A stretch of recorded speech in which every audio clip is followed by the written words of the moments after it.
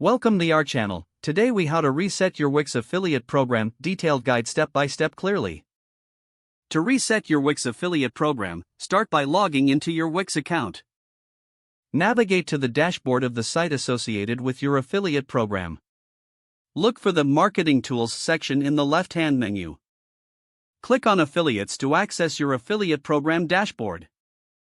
In this section, find the settings icon, usually represented by a gear symbol.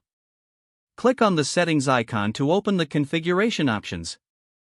Locate the option labeled Reset Program or Reset Affiliate Program.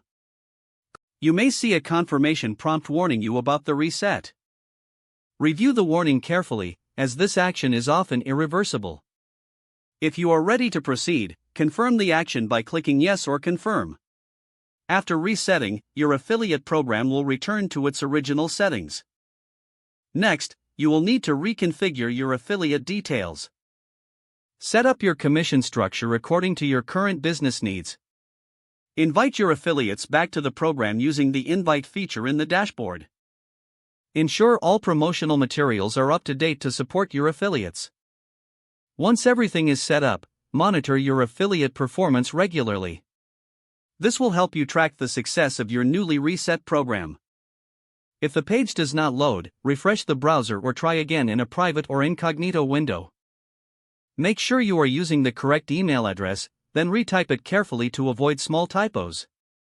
If your password is not accepted, use the reset option and create a new strong password. You can check your spam folder for verification or security emails, then complete any requested confirmation steps.